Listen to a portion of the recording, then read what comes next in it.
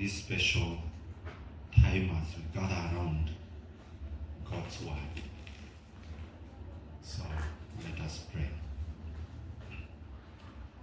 O Lord, our God, our everlasting Father, we thank you for this special moment you've given to us, that we can gather around to hear your word.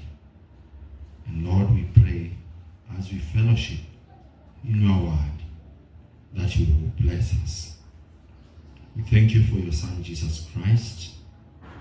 We thank you for your love to us, that Lord, you've loved us in a special manner, that we are called your children.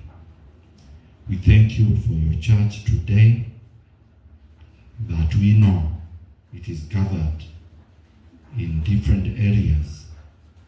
Oh Lord, we pray that you reach your church and bless them this morning.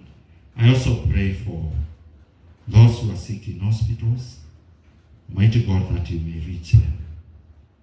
Those who are in prison, Lord, pray that your word, when it is preached, it will reach them.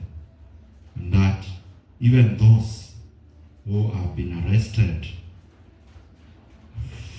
without crimes they have done, Lord, that you work in their lives for redemption. We bless you, Lord, and we honor you. Speak to us this morning. In Jesus' name we pray. Amen. So wakati huu tutaweza kujifunza kutoka kitabu cha Ezekieli mlango wa 18. Tutaanza kusoma mstari wa 25 hadi 32. Ezekiel chapter 18 verse 25 to 32. Ezekieli mlango wa 18 mstari tutaanza wa 25.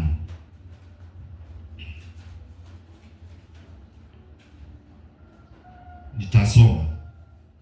Lakini ninyi mwasema, njia ya Bwana nasi sawa. Sikilizeni sasa, enyi nyumba ya Israeli. Je, njia yangu sio iliyo sawa? Njia zangu sisizo sawa? Mwenye haki atakapogairi na kuacha haki yake na kutenda uovu, akafa katika uovu huo, katika uovu wake aliyoutenda atakufa. Tena mtu mwovu atakapogairi na kuacha uovu wake aliyoutenda na kutenda yaliyo halali ya haki, ataponya roho yake, nayo itakuwa hai, kwa sababu atafakari na kugairi na kuyaacha makosa yake yote aliyoyatenda. Hakika hataishi hata kufa. Lakini nyumba ya Israeli husema, njia ya Bwana si sawa. Nyumba ya Israeli, njia zangu sizo zilizo sawa? Njia zenu sisizo sawa? Basi nitawahukumu ninyi, nyumba ya Israeli, kila mmoja kwa kadri ya njia zake, asema Bwana Mungu. Rudini mkagairi na kuyaacha makosa yenu yote, basi hivyo uovu wenu hautakuwa uharibifu wenu. Tupilieni mbali nani makosa yenu yote mlioyakosa. jifanyieni moyo mpya, roho mpya. Mbona mnataka kufa, enyi nyumba ya Israeli? Maana mimi sikufurahia kufa kwake afaye, asema Bwana Mungu. Basi gairini mkaishi. Wakati huu ambapo Ezekieli anaandika maneno haya, ulikuwa ni wakati ambapo Israeli waliacha njia za Bwana, wakaenenda na njia zao, wakafuata miungu mingine. Mungu akamleta mfalme wa Babiloni Nebukadneza kama fimbo kwao. Huu ni wakati ambapo Yerusalemu ilikuwa inafananishwa na Sodoma. Huu ni wakati ambapo Israeli alifuata njia zake mwenyewe kwa kujionyesha na kujichagulia njia atakayoenda, na akaacha njia za Mungu. Kwa wakati huu ambapo Ezekieli anaandika maneno haya, Israeli wametolewa katika nchi yao, wamepelekwa nchi ya Babiloni pamoja na Ezekieli. Hawana tumaini kwa sababu wamekuwa mateka. Maisha yamekuwa magumu, wamekata tamaa. Lakini tunaona katika sehemu hii Mungu kwa kinywa cha Ezekieli anawaletea habari za kuwaletea tumaini. Japokuwa ni mateka, wamo katika nchi yao, Bwana ananena nao ili kuwaletea habari za tumaini. Ijapokuwa wakati huu wako mateka, Ezekieli akiwa katika nchi ya ugeni alikaa kuwa mwaminifu kwa neno la Mungu. Ndiposa tunaona Mungu anamnenea ujumbe huu kwa wana wa Israeli ili wapate ujumbe wa tumaini. Ujumbe ambao Mungu anawaletea hapa ni ujumbe wa tumaini, ya kwamba Mungu anaweza kuwasamehe dhambi waliotenda, kumwacha na kuabudu miungu mingine.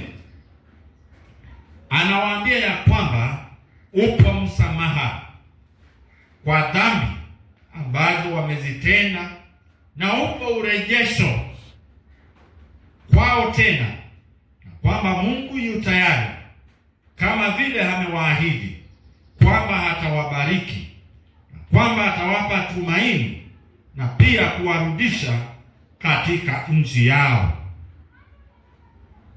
Ijapokuwa walikuwa wamegeuka na kumwacha Mungu, Mungu hakuwaacha, bali alikuwa pamoja nao. Ijapokuwa walikuwa wamekata tamaa, Mungu anawaletea habari za kuwapa tumaini ya kwamba wakitubu dhambi zao na kumgeukia Mungu, basi Mungu atawasamehe. Ijapokuwa Israeli walikaa kama wana tumaini, Mungu anawaambia kupitia kwa Ezekieli ya kwamba tumaini lipo katika msamaha wa dhambi. Tumaini lipo katika msamaha wa dhambi. Ezekieli anawaambia ya kwamba Mungu mwenye rehema, ambaye aweza kuwasamehe dhambi zao na kuwaleta tena katika nchi yao. Hawakuwa na tumaini, bali katika Mungu wa Israeli kunalo tumaini kwa wote wamgeukiao na kutubu. Wote wanaogeuka kwa Mungu kunalo tumaini. Wale ambao wameanguka katika dhambi, kunalo tumaini. Wale ambao hawajamwamini Kristo, wale wanaona maisha yao ni kama imefika mwisho, kunalo tumaini, kwa sababu katika Mungu wetu kunao msamaha. Msamaha ambao unapatikana katika Kristo Yesu. Na kwa hivyo Ezekieli anawaelezea Israeli, ijapokuwa wametenda dhambi mbaya, Mungu amewakasirikia, bali kuna tumaini. Wakitubu dhambi zao na kuja kwa Mungu kwa imani, basi Mungu ataweza kuwasamehe na kuweka uhusiano mpya katikati yao na Mungu aliye hai. Mungu ambaye aliwatoa nchi ya Misri yuko tayari kuwasamehe dhambi zao zote. Katika sehemu hii tunaona kwamba Mungu yu tayari kuwapokea wote wamjiao kwa kutubu dhambi, hata kama wamepotea kiasi gani, hata kama dhambi yao ni kubwa namna gani. Tunasoma ya kwamba Mungu yu tayari kuwasamehe. Huu ni ujumbe wa maana sana ambao unatakiwa kusikizwa na mtu yeyote ambaye ameanguka katika dhambi, yeye ambaye hajaokolewa, ama yeye anayesema ameanguka katika dhambi. Kunalo tumaini kwake. Haijalishi ameenda katika dhambi kiwango gani, haijalishi ameenda chini kiwango gani, Mungu yu tayari kumpokea tena na kurejesha uhusiano, kwa sababu ndipo tumaini kwa yeye aliyeanguka.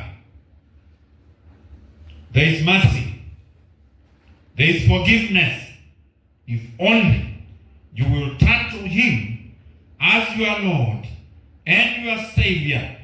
Follow him as your King. Mgeukie yeye, naye ataweza kukusamehe dhambi zako. Hebu tuangalie onyo ambalo Mungu anawapa wana wa Israeli hapa kupitia kinywa cha Ezekieli. Tuko katika Ezekieli mlango wa 18 kuanzia mstari wa 25 hadi wa 32. Mstari wa 30 ndio mstari wetu mkuu, verse 30.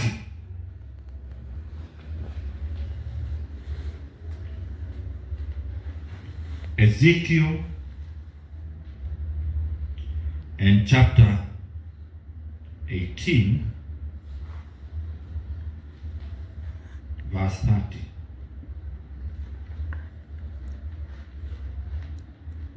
Open there. Na kufungua Biblia ya Kiingereza.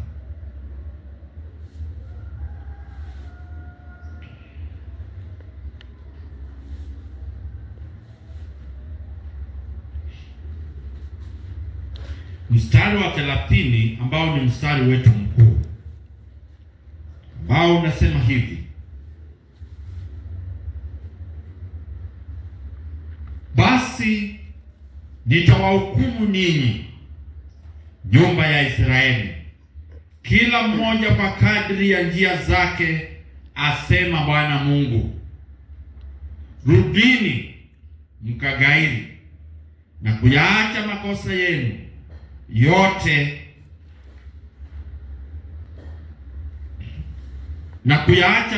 yenu yote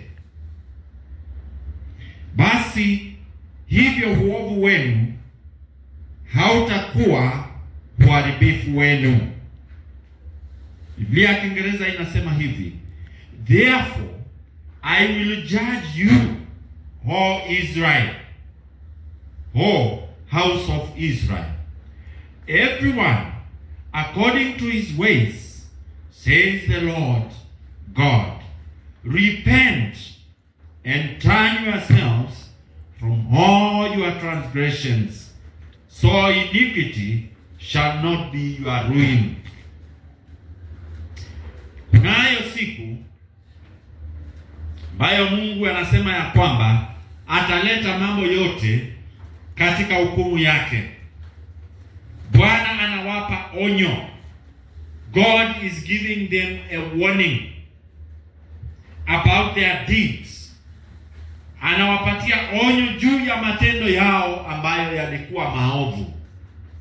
Na anawaambia kwamba kuna siku inakuja ambayo nitaweza kuleta matendo yenu katika hukumu. Na siku hiyo Mungu anasema ya kwamba itakuwa ni siku ya hukumu. Mungu anasema ya kwamba nitatenda kitendo ambacho hakitakuwa cha kufurahisha, kwa sababu nitaleta matendo yenu yote katika hukumu. Na anawaambia ya kwamba siku hii ninaileta na imekuja, ya kwamba Nebukadneza ambaye si eti alikuwa na nguvu kuliko Mungu, bali Mungu alimtumia kama fimbo ya kuwaonya wana wa Israeli na kuwapiga. Mungu alitoa onyo kwanza ya kwamba atawahukumu wana wa Israeli. I will judge. Atahukumu Israeli. Kwa sababu gani?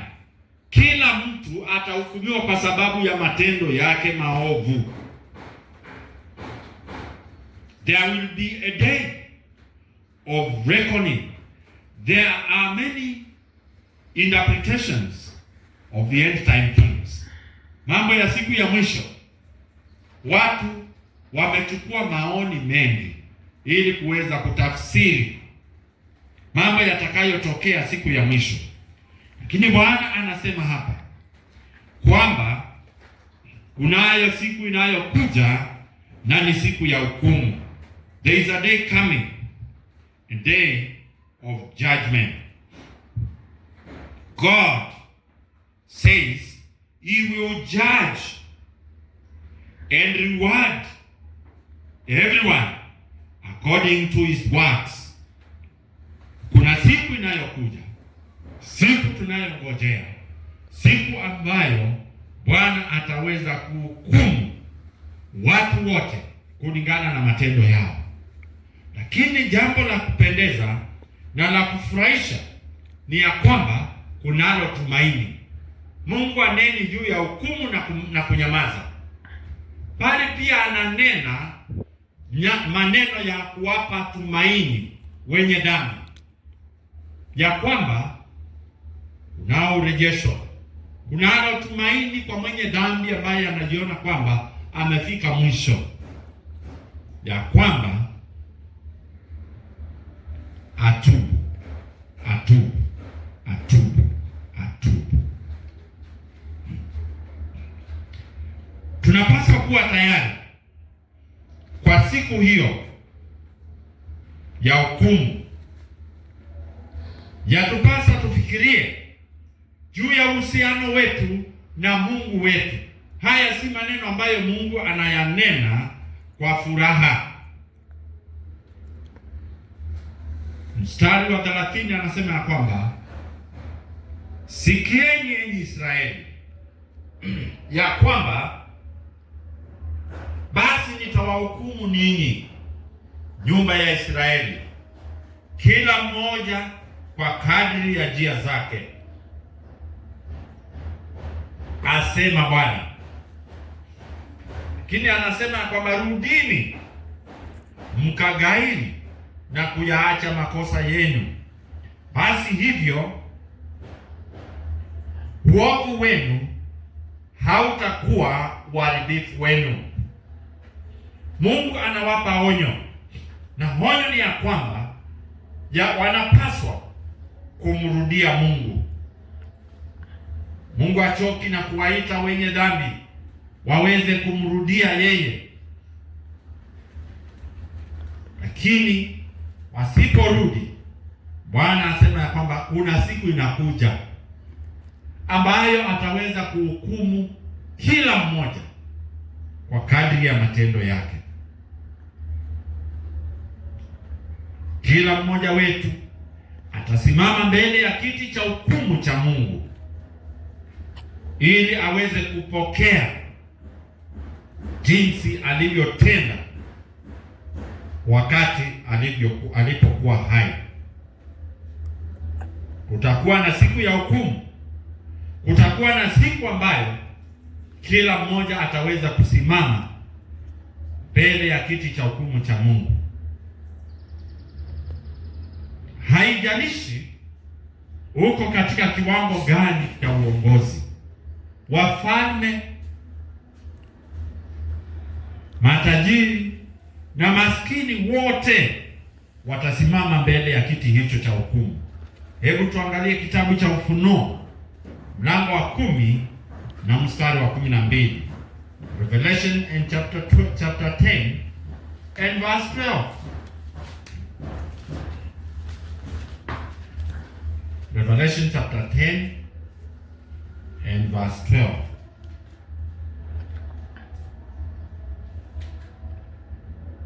Neno la Mungu latuambia hivi: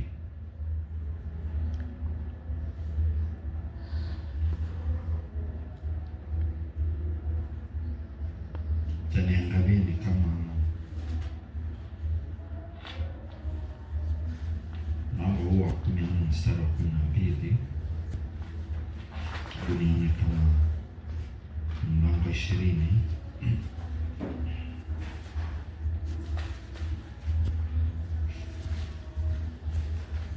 Chapter 20 verse 12, verse 11.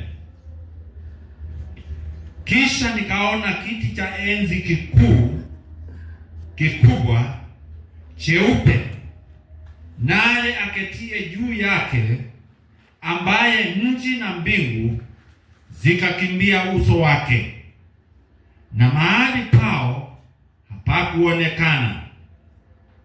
Nikawaona wafu wakubwa kwa wadogo wamesimama mbele ya hicho kiti cha enzi, na vitabu vikafunguliwa, na kitabu kingine kikafunguliwa ambacho ni cha uzima.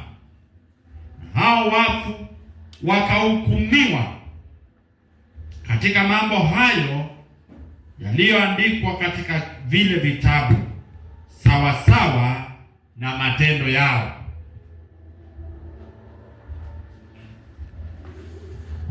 Hii ni kudhihirisha na kusema wazi ya kwamba kunayo siku inayokuja, siku ya hukumu, na hakuna yeyote atakayeepa, awe tajiri, awe mfalme, awe maskini. Wote, all people will stand before the judgment seat of Christ. Hakuna atakayeepa. Yeyote asifikirie kwamba kiwango chake anavyoheshimika hapa duniani ataepa. Hapana. Kila mmoja atasimama mbele ya kiti cha hukumu cha Mungu na atatoa habari zake. Hebu tujiulize, kama siku hiyo itafika leo, je, ungesimama mbele za Mungu na kusema nini? Ukisimama mbele za Mungu utatoa habari gani? Kwa sababu ipo siku ambayo inakuja. Kumbuka Ezekieli anasema ya kwamba Mungu anasema atahukumu I will judge the house of Israel. Mungu ananena kwamba ataweza kuhukumu Israeli, kila mmoja kwa kadri ya njia zake. Hivyo anasema leo ya kwamba kila mmoja wetu atasimama mbele ya kiti hicho cha hukumu cha Mungu. Mungu anatupa onyo ya kwamba kuna hukumu itakayokuja. Lakini anaonya pia ya kwamba tubu na umgeukie. Nafasi ambayo Mungu amepeana kwa kila mwenye dhambi, kwa kila mmoja, ni kwamba ya kupasa utubu dhambi. Usiseme hujakosa. Tubu dhambi, mgeukie Mungu. Siku hizi watu hawataki kusikia mahubiri ambayo inawaambia wanafanya dhambi. Watu wanataka kusikia injili ambayo inawaelezea jinsi watakavyoendelea, jinsi wataweza kuponywa, jinsi watapata baraka.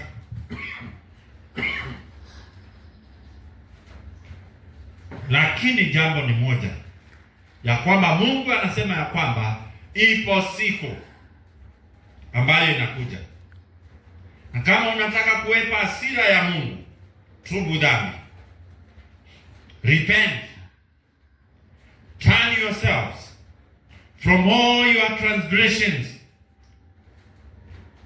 turn to God. God is ready to forgive every sin. Mungu yuko tayari kusamehe na kutuosha dhambi zetu. Mgeukie yeye. Mungu anatuita siku ya leo, ukiwa mahali huko, mgeukie yeye. Siku hizi watu wanapewa nafasi hata kuambiwa waombe maombi ya toba. Wanaomba nyuma ya mhubiri. Lakini swali kubwa ambayo tunauliza ni je, hayo maombi yanatoka kwenye moyo wa mwenye dhambi? Kwa sababu mtu ambaye ametubu dhambi hugeuka hata katika tabia yake, mienendo yake hubadilika na kuonekana kwamba amegeuka na kuacha dhambi na kufuata Mungu. Mungu anawaambia Israeli ya kwamba tubuni, mwache njia zenu mbaya, turn yourselves from all your transgressions. Acheni. Mtu ambaye ameokoka uacha dhambi na kumfuata Mungu katika njia zake. Swali kubwa ambayo tunapaswa kujiuliza ni je, wewe umeacha dhambi ama bado unaendelea katika dhambi zako? There is no option. Hata ukiwekelewa mikono, hata ukiambiwa uombe nyuma ya mhubiri maombi ya toba, hayatakusaidia. Tubu. Tubu. Kutubu ndio njia pekee yake. Mwamini Yesu Kristo. Mwamini Yesu Kristo. Mgeukie Mungu na ataweza kukusamehe na kukusafi dhambi zako.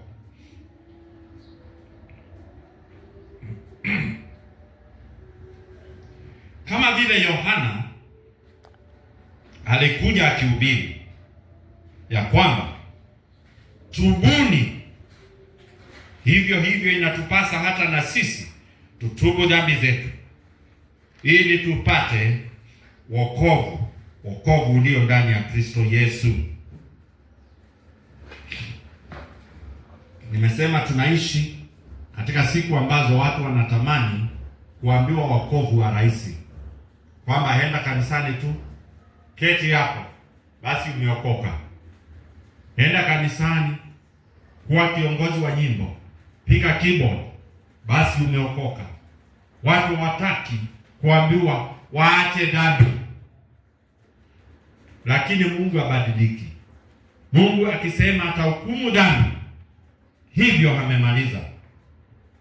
Kwa hivyo ni lazima tukiri na vinywa vyetu ya kwamba tumeacha dhambi, ya kwamba tumetubu dhambi zetu, tutaweza kusamehewa.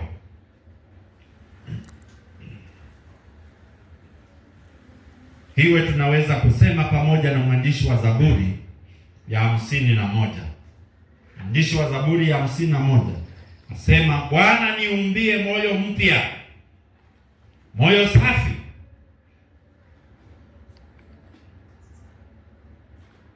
ambaye utaweza kukufuata wewe. Yatupasa tuangalie katika mstari huu na tuone neno hili ambalo Mungu ananena, na ni jambo moja: kutubu. Na tuone haja ya kutubu na kumgeukia Mungu. Yatupasa sisi zote, na kama umetubu dhambi zako, basi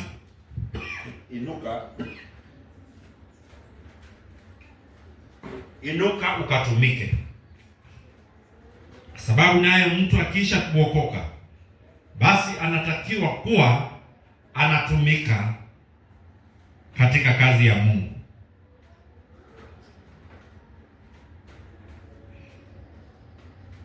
Katika kitabu cha Luka mlango wa 13 tunasoma maneno ya Yesu Kristo ambayo anayanena hapo ya kwamba unless you repent you will perish. Watu walikuja kwa Yesu wakamletea ripoti ambazo zilitokea. Watu ambao walienda kutoa sadaka wakauawa. Watu walifanya hivi wakakufa. Yesu aliwaambiaje? Msipotubu dhambi zenu mtaangamia tu kama wale. Kwa sababu kama hakuna kutubu dhambi, basi kuna kuangamia.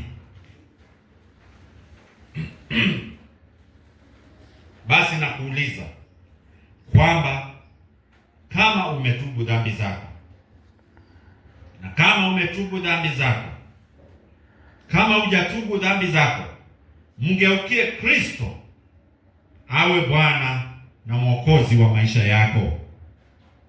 Mwamini yeye, tumikia yeye awe Bwana na Mwokozi, mfalme wa maisha yake. Mpokee yeye, mwamini yeye, na kwamba hiyo siku ambayo tunaingoja utasikia maneno haya kutoka kwa kinywa chake ya kwamba karibu mfanye kazi mwaminifu na mtiifu, mtumishi wa Mungu ama mtumishi wangu. Litakuwa ni jambo ambalo ni la kupendeza ukitubu dhambi zako. Kama umetubu, basi mfuate yeye. Usiache njia ya Bwana na kufuata njia zingine. Kaa pamoja naye, tumikia yeye, kwa sababu ukiendelea kukaa katika dhambi, hakuna mahali pengine itakupeleka.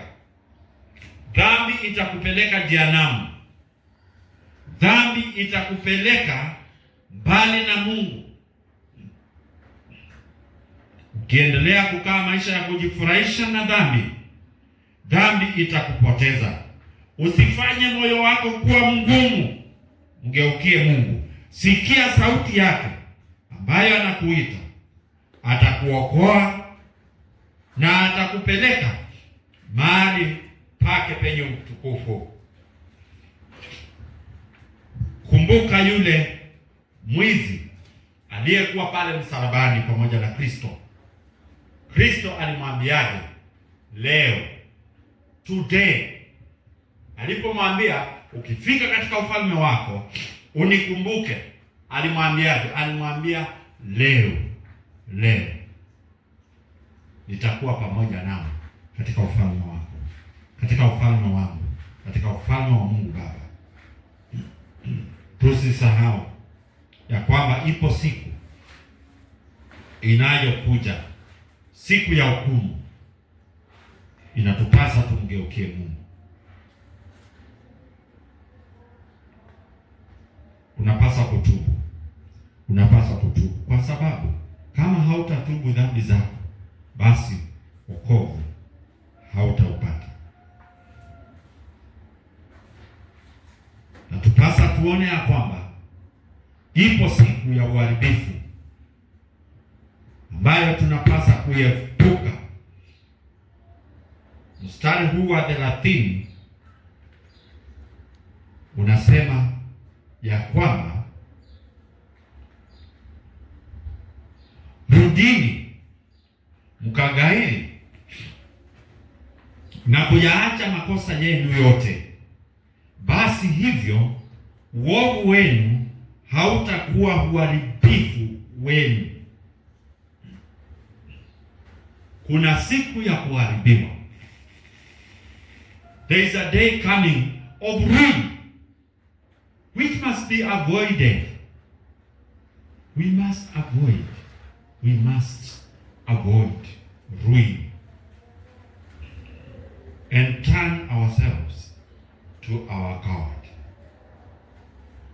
Uharibifu utakuwa kwako kama hautamgeukia Mungu. Dhambi zako zitakuelekeza katika hukumu na katika uharibifu wa roho yako. Dhambi itakuharibu. Dhambi itaharibu moyo wako. Dhambi itakupeleka jehanamu. Dhambi itaharibu moyo wako. Baada ya furaha yote ya ulimwengu huu, baada ya kuondoka katika ulimwengu huu, kuna hukumu. Kwa wale ambao hawajatubu dhambi zao na kumgeukia Kristo, basi itakuwa hukumu ya milele, kilio kisicho na mwisho. Dhambi imeharibu mioyo ya watu wengi. Sin has ruined many lives. Nao watu wengi ambao hawalali kwa sababu ya mawazo, watu ambao hawana amani kwa sababu ya dhambi, wameharibu maisha yao wakifuata mambo ya dhambi. Wameharibu hata ndoa zao kwa kufuata mambo ya dhambi. Sin has ruined many families and they are broken. Sin has ruined many lives. Sin will never lift you up. Sin will never enhance you. Dhambi haitaweza kukuinua kwa njia yoyote, bali itakuvuruta na itakuvuta ikikupeleka chini katika uharibifu. Dhambi huharibu. Dhambi itakuharibu. Dhambi itakuacha katika hali ambayo si ya kupendeza. Kuna njia ambayo ni ya uharibifu, wengi wameifuata, ya kwamba waweza kuangalia ukaona ni kama njia hiyo ndio njia ya kweli. Waweza kuangalia kwa sababu ni njia inayofuatwa na watu wengi. Wengi wameifuata, wengi wameiona, lakini hakupasa ugundue ya kwamba njia ya dhambi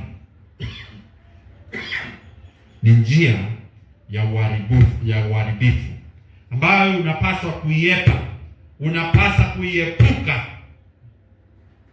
na muamini Kristo awe Bwana na Mwokozi wa maisha yako. Kupitia katika njia hii ambayo inaenda katika uzima,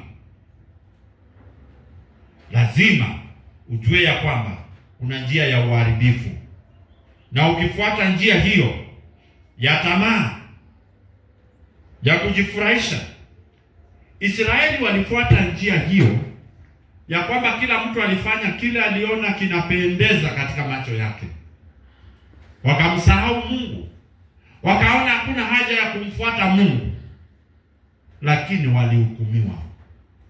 Honyo ni hii ya kwamba, je, umefanya nini na dhambi zako? Je, umetubu dhambi zako? Kama bado, sikia sauti ya Bwana inakuita ya kwamba ya kupasa utubu. Utazame msalaba, damu iliyomwagika pale Kalvari kwa msamaha wa dhambi zako. Kuja kwa Kristo, kuja kwa Kristo sasa. Usingoje, come to Christ, repent of your sins, he will save you. Kwa sababu ukifuata njia zako, unafuata njia za uharibifu, unafuata njia za kupotea, na jehanamu utaingia. Biblia inatufundisha kwamba maisha yetu hapa duniani ni mafupi, yatafika mwisho hivi karibuni, na kwamba bila Kristo utaingia katika uharibifu, utaingia katika hukumu ya milele. Roho yako itaweza kuingia katika hukumu ya milele. Hebu ujiulize. Angalia kitabu cha Ufunuo mlango 21. Ufunuo mlango 21. Revelation chapter 21 and verse 8.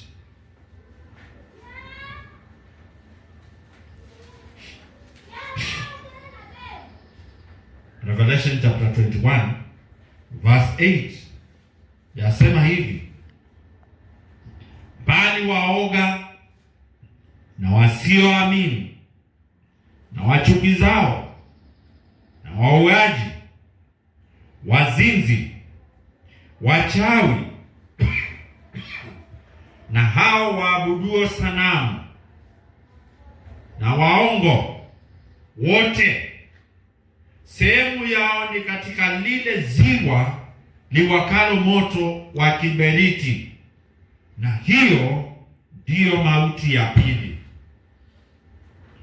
Inawezekana ukasema ya kwamba dhambi ninayoifanya haijatajwa pale, lakini ni kwamba dhambi zote zinahesabiwa hapo ndani. Usifikiri dhambi yako ambayo pengine haijatajwa pale imesaulika na Mungu. Hapana, Mungu atahukumu dhambi zote. Mungu atahukumu dhambi zote. Hakuna moja ambayo itaachwa nje. Mungu atahukumu dhambi zote.